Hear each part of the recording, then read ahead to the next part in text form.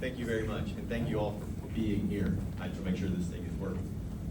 Like you said, my name is George Woods. I'm the chair and founder of the Chatham Educational Alliance, so we're the co-host of this event. We're very happy to be here.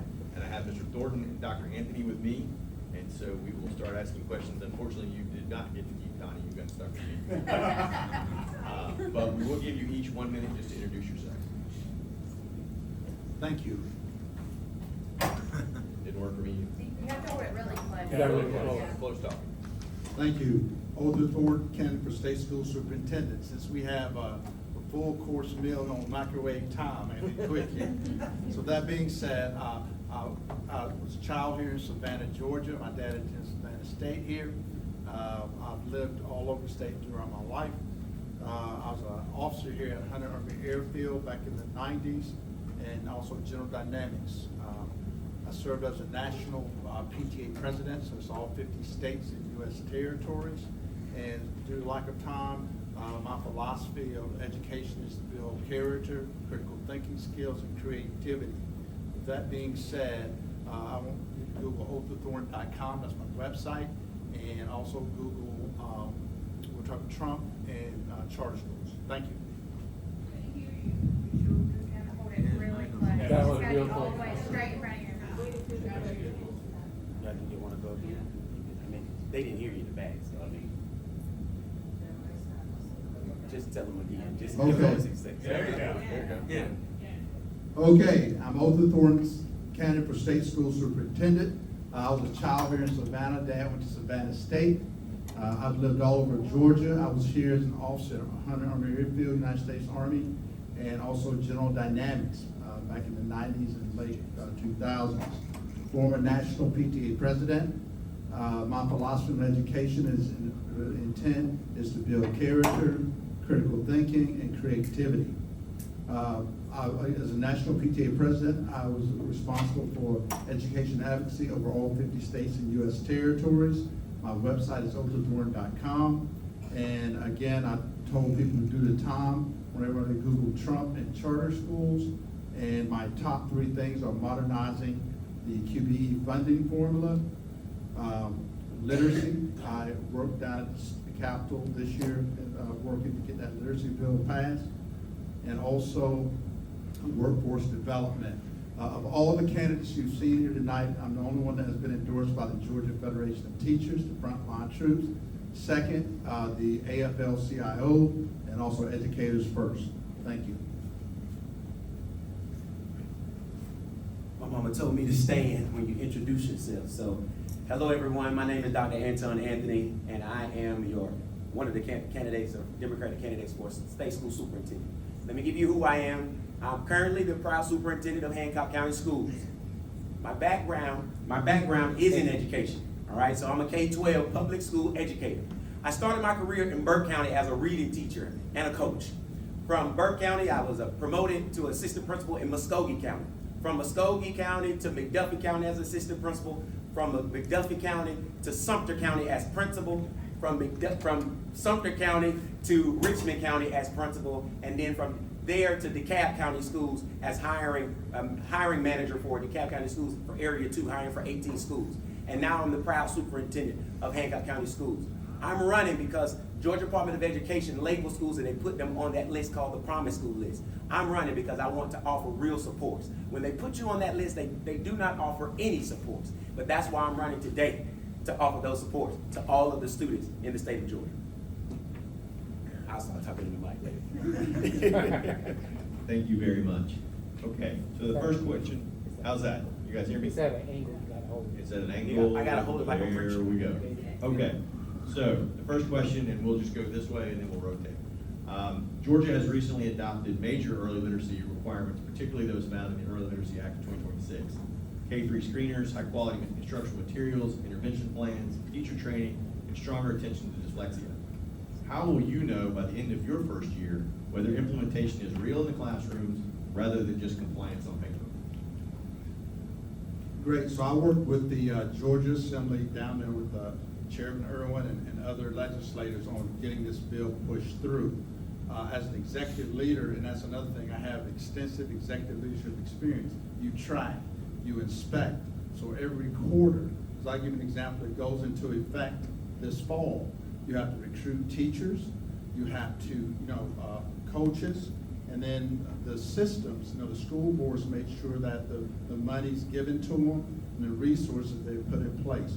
So as a state school superintendent, I have a dashboard to track that progress to make sure that we have those things accomplished. One of the things I would do with everything, you have to listen to people. There's so many times that they pass laws without understanding what is needed in schools. And so how I would track is actually speaking with the teachers and asking them how the implementation actually went. So me as the state superintendent, I will ensure that we have someone in every area in the state of Georgia to listen and build an actually rollout plan that assists and helps teachers with that implementation. Thank you very much. A recent Progressive Policy Institute report suggests that Mississippi improved because it aligned standards, assessments, accountability, evidence-based instruction, and implementation support over many years, not because of one silver bullet literacy policy. If you were elected to be the state superintendent, what would be your long-term theory of change, and what would you keep stable for at least 4 years, even if political pressure builds to change it? One thing that I would do is actually track the first class. So that's how you can see if you're improving or not. So once you implement something in year one, you have to track that class to see if they're improving. And so not just a one-size-fits-all when we're talking about literacy.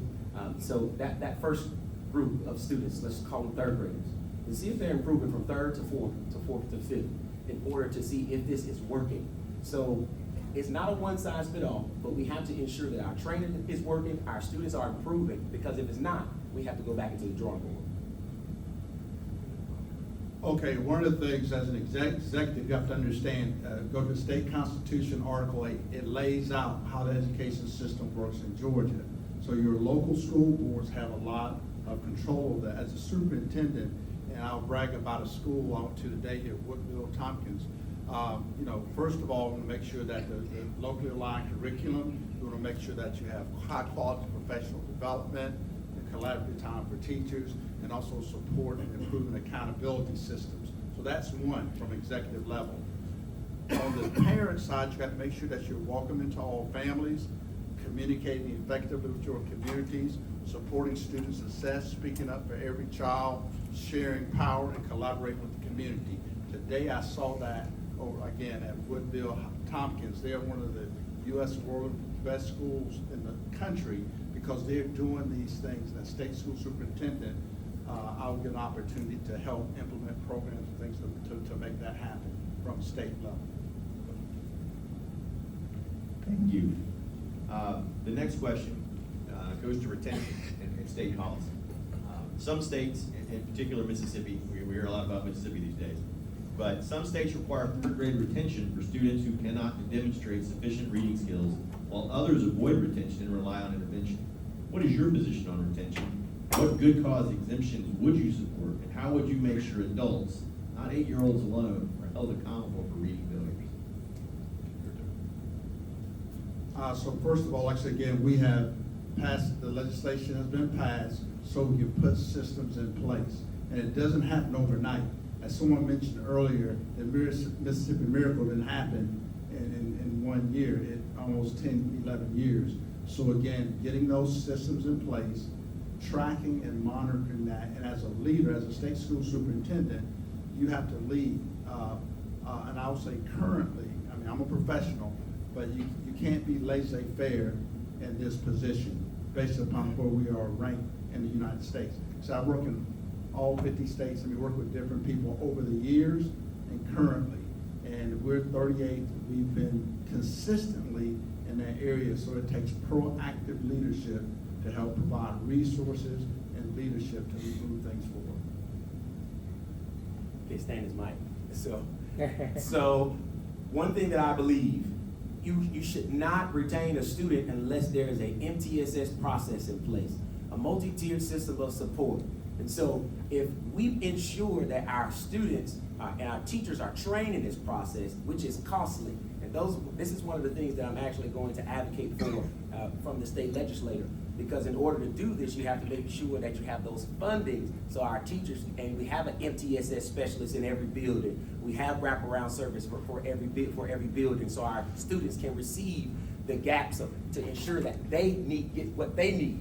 If we're not funding students, you cannot retain a student if you do not have an MTSS file or folder on a child, because we're causing it a disservice to our students when we're not providing those services. Thank you both. Georgia has more than 100 public charter schools operating in our state, including several here in Chatham County. 2/3 of the children enrolled in Georgia's charter schools are students of color. In your view, what role should charter schools play in Georgia's public education system? It's your turn to go first. As long as we're talking about true public charter schools, it should play a role as in choice, providing an additional option for our students. And when you accept, or a local board, if they accept a charter, it should be a different option for your community. So maybe a school of the arts, maybe a school of something that you're not going to get in traditional schools.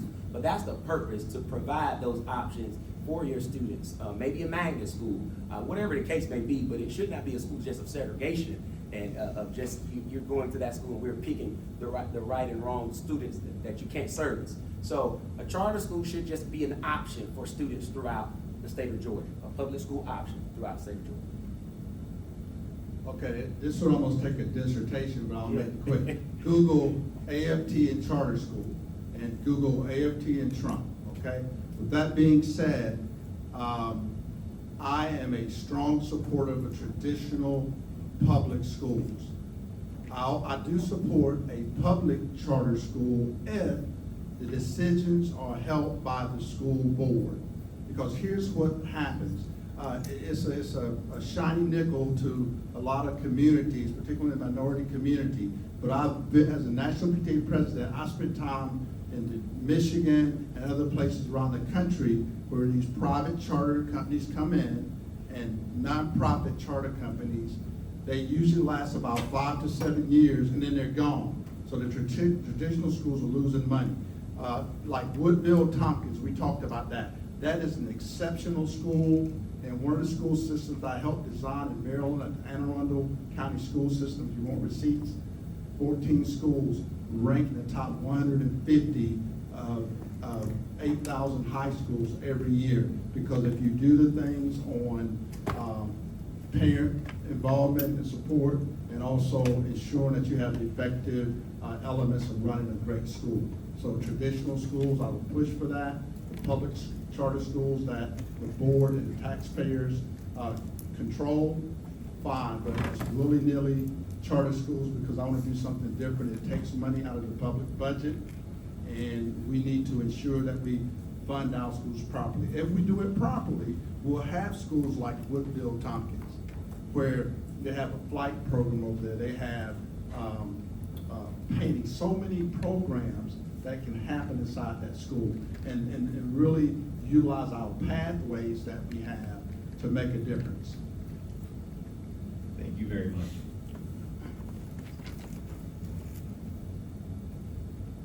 Studies have shown that small districts often cannot build all implementation capacity alone, making state support essential. What is your plan for rural Georgia districts that lack curriculum specialists, reading coaches, data staff, mental health providers, or experienced principals? Okay, one of the things I talk about some of our legislators down at the Capitol, I say, hey, you're voting on vouchers, you're voting on ways to drain money out of our public schools. We need to fund our schools properly first, particularly our rural schools, and we can do it. It's a moral decision that Georgia makes. We have a $16 billion surplus just sitting in the bank, okay? And we could probably start off with $1 billion of that to start getting our formula correct until we can do the proper analysis on that. So again, with the rural schools, the money is there. We've made decisions, just like our hospitals and expanding Medicaid. We're not doing it in Georgia. That's a moral decision, and people die and people suffer because of profit. So one of the things, again, with that being said, we have the money, it's a matter of the will and the policy to make it happen. This is personal for me. As I told you before, I'm superintendent of Hancock County School, and Hancock is one of the poorest counties in the state of Georgia. And when he said, you know, the inequity, we don't receive the correct funding when it relates to our kids. Education in Hancock looks different than it does in Savannah, than it does in Metro Atlanta, because we can't afford all of the CTA pathways. So what I would do when I'm state superintendent is actually work with all of your local RESAs in the state of Georgia. There's 16 local RESAs in the state of Georgia, and those school districts that's in those districts to actually support and implement access to all of the CTA pathways to our kids in counties like Hancock and Wilkes and Warren County, and just all counties throughout Georgia that cannot afford. And it's not right that our kids of poverty doesn't have the same access of those kids in affluent neighborhoods. So that's why I'm running, and that's what I'll do day one. Thank you very much. I'll steal a moment from Connie. I grew up in Houston County, and none of my teachers are here, but I am the child of a Georgia educator. Okay, so we talked about the role, and you brought up the Constitution. In your first 100 days, what data would you request from the Georgia Department of Education? What public dashboard or report would you release? And what 3 measurable goals would you ask Georgians to judge you by after 4 years? So I don't know if I've mentioned it, I formerly worked in the White House under President Bush and President Obama. So we had about a $200 million budget that what I was responsible for helping manage. So we established what are the criteria we need to look at. We talked about literacy. We talked about the budget. So getting the data in order to get a proper assessment. Because some people just jump in or throw money at things. You can't do that. So think that the major priorities, literacy, workforce development, those particular things, we'll have to develop the criteria. And we're doing that as we speak. But developing the criteria so that we can track it and then make recommendations to the assembly and also the state board. Again, you have to understand the job. The board is selected as 14 board members plus 2, the superintendent and teacher of the year. Well, superintendent doesn't vote, teacher of the year doesn't vote, but the 14 members that vote on policy, I have to work with them to get policies and procedures passed to implement the platform. And I tell Republicans and Democrats, I said, a child does not have a DRR behind their name, so let's just get good policy here to make things work. So this is why I hope to earn your vote tonight. Because as a superintendent, the first thing that you do when you take the job is not do anything but listen to people.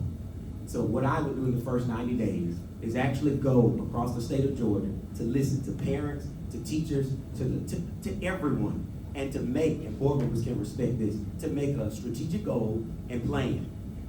And that's how I will go. I will have goals towards that, and that's how I want you to judge me.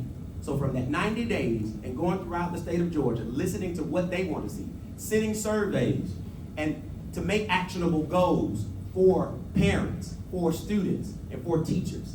That's the one thing that I would do, and I would want the parents and the students and the teachers to judge me off of those strategic goals and plans that we develop in those first 90 days, and that's going to be the goals for 4 years. And that's what school board members do when they come into the seat, because they listen to the community, and that's the first thing that you have to do as state superintendent, to advocate correctly. You can't advocate for someone and you don't know what's the problem.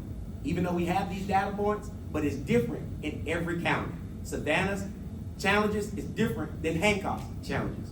So I will hear from every county throughout the state. Thank you very much. We have 3 questions from the audience, and then we'll close with one final question. With the elimination of the potential elimination of the Department of Education at the federal level, how will you address issues as they relate to special education and students' due process rights? Read that one more time.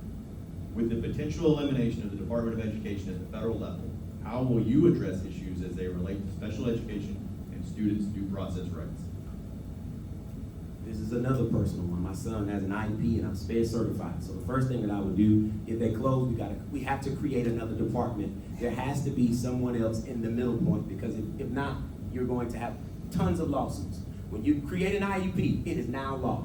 So we have to ensure that all IEPs are funded correctly, or that's a lawsuit. And I don't want my name in the paper and I don't look good in orange or anything. So, with that being said, creating a department that oversees SPED to ensure that they are getting the equitable funding for our kids that has an IEP. And that probably will be one of my kids will be one of those students out of the 1.8 million students in Georgia. Well, this is an advantage I also have of all of the superintendents. I have extensive legislative experience at national and state level. I've worked with 3 secretaries of education, and so here's the deal. With the cutting of the Department of Education, particularly the Civil Rights Division, with that division being cut, Georgia has over 1,000 complaints in that area, dealing with special needs, race, and things like that. So we need a superintendent that understands that, and I understand that. I did not say, but I am an educator. Also, I've taught at the university level, technical college, and I do some work now with special needs children around 4 districts in Georgia. So I understand that. I've worked with parents, with IEPs to help them get their rights and benefits respected and following the law. So with that being said, as a superintendent, I understand that, and I will make a powerful difference in that area of the state of Georgia. Thank you both. Kind of along those lines, how would you use the position of state superintendent of schools to protect immigrant students and make sure all students feel safe in Georgia classrooms? Okay, when I retired from the White House, and it was around 2010, 2011. When I got here, I was the Georgia PTA legislative chair. And during the legislative chair, we had I think it was Senator Albers. He wanted to write a law that says, if a school district saw a illegal alien in the school did not handle the problem, then the school could be sued. So I went to the senator and said, Senator, first of all, let's use the proper language. It's undocumented person. Second of all, how can you look at a person and determine whether they're undocumented or not? So that's discrimination. And I said, you can push this bill through. I said, but you're going to get sued. You're going to lose with the Georgia Supreme Court or the U.S. Supreme Court. So I will say to you, when a child goes to school, it is a safe place, and we need to take care of our kids. And I've been an outspoken opponent on that in Gwinnett County, where ICE is running around. Kids go to school. This needs to be a safe place. Yeah, and I guess I'm going to piggyback off that, because it's not even about just immigrants. I want all students, all 1.8 million students, to feel safe. So the same thing that we do for immigrants, we have to do the same thing for all students. So with that being said, I'll ensure that all local schools and all schools in the state of Georgia is the safest place, and no ICE on our campus. Just as we don't allow the media on our campus, or we don't allow certain people on our campus, we have to do the same thing for our kids to protect them. Because kids are not going to learn if they're not safe. And that's the most important thing. But what's more effective is to listen to those parents and listen to those students, to hear them. Do you feel safe? And what can we do to ensure that you are? So you can come in and get the best education possible for our students. Thank you both. Last audience question. How would you encourage the system to uplift and celebrate the positive things students are doing rather than focus on discipline and punitive measures? One of the great programs I had as a national PTA program was a program called Every Child in Focus. So what I did at that program every month, like February is the month of the African American child. So around the country, we would celebrate the great things going on, and then we would look at the things that we need to work on, and then talk to the policymakers. March was the month of the foster child. So around the country, we did the same thing. April, the military child. May was an Asian Pacific Islander child. June was a rural child. Then we jump into September, the Hispanic child, October, the rural, urban child, November, the Native American, and then December was the special needs child. But that's the way we celebrated the great things, but we also said, here are the challenges, and what's our plan to move forward to make it happen. So as the state superintendent, you can tell I have ADHD, y'all. So I was that kid in the classroom that needed frequent redirection. So, but I had to be rewarded often, right? So y'all can probably tell I was rocking the whole time as he was talking. But what you have to do to students is recognize and often, frequently, and more often than not, as the state superintendent, what we should do is advocate with local businesses and not only that, like Tyler Perry Studios. Just imagine if, as the state superintendent, if I just collaborate with Tyler Perry Studios and say, hey, anybody interested in film, we're gonna go on a field trip to Tyler Perry Studios or going to the game. That's an incentive that we have to throw at our students to ensure that they understand if you're behaving, you may can go to Tyler Perry Studios or you may can go to the football game or the Hawks.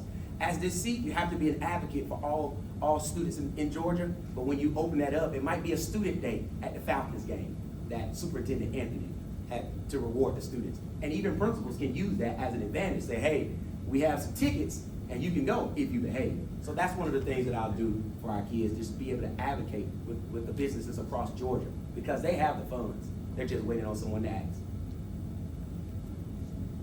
Thank you both. This will be our last question of the night. And again, we reference Mississippi, but Mississippi's lesson is that improvement required adults to accept higher expectations for themselves, not just for children. What politically difficult decision are you willing to defend if the evidence shows it's necessary for Georgia's students? We'll start with Dr. Yeah, one more time. Mississippi's lesson is that improvement required change in adult behavior. Okay. Adults to accept higher expectations for themselves, not just for children. What politically difficult decision are you willing to defend if the evidence shows it is necessary for Georgia's students? We'll start with you. I've used two things. And when I was a principal, I try to provide support for teachers and figure out if it's a skill or a will, right? So if it's a skill or a will. If it's a skill, I can help that. I can provide training and I can ensure that you get the necessary training to be successful in your classroom. If it's a will, you gotta go.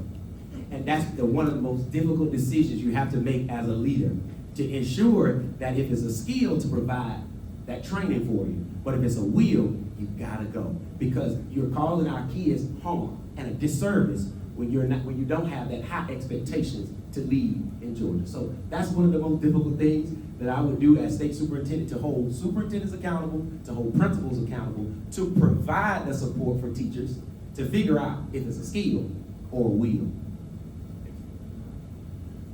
So first of all, again, big advocate of parental engagement. As I mentioned to you all earlier, I think principals, I was talking to principal over at Woodville today, we talked about the environment was so welcoming when I went over there. I mean, it was wonderful. So things, and then communicating with parents. When I worked with the Anne Arundel school system, it was another state, but we talked about how do we communicate effectively to parents to get them involved and show that we appreciate them and supporting student success. We were able to work with companies. We were able to get incentives to support their success that made a difference. And speaking up for every child. It is critical that we do that. And sharing power, that's the biggest thing. When people get power, they want to share. But you have to be willing to share power, get input from people, and just collaborating with the community. And when you do that, you have that community support, you have an awesome school. Thank you very much. One more little deviation from Ms. Reynolds. Instead of a one word that describes leadership, tell me who your favorite leader is. Jesus. Period. Drop the mic. I'm going to say the more I spend, Martin Luther King. He was very courageous. I've met his family, dealt with them, the people that worked around him, and with all of the issues that, death threats, he was courageous and did what needed to be done to help change society. I wasn't kidding. You'll get you in. I wasn't kidding. No, the reason why though is because of the ability to serve. That's what differentiates me as a leader. Because the higher you go, you have to understand that this job is about serving. So I read, and I'm a preacher. So he served his entire life. You won't hide it. You don't So hide I'm not even trying to hide this. But you the higher you go, and that's what I'm going to do in this role is serve people that votes me in. All right, I think we have just enough time for closing statements from both of our candidates, so we'll let you start. Everyone, thank you for your time and attention. Again, of all the candidates, Democrat and Republican, I have the most executive experience at national and state level. I have legislative expertise at national and state level. And as far as the superintendent is concerned, the position is managing systems. I've done that well in White House roles. I've done that well as a national PTA president. And I could do it and make a difference here in Georgia. So vote Oath of Authority on May 19th and November 3rd. I'm going to say this. I love my opponent. But I'm not going to Firestone and tell them how to change the transmission. This is a public school educator position. I'm the only candidate on the Democratic side that serves as a superintendent. I'm the only candidate that is endorsed by Georgia Association of Educators. And I hope that I've earned your vote tonight. My website is voteantonanthonysr.com. And I pray that you vote for me May 19th. Thank you, both of you. Thank you, guys. I want to first say thank you for being here and sticking out. Give yourself a round of applause.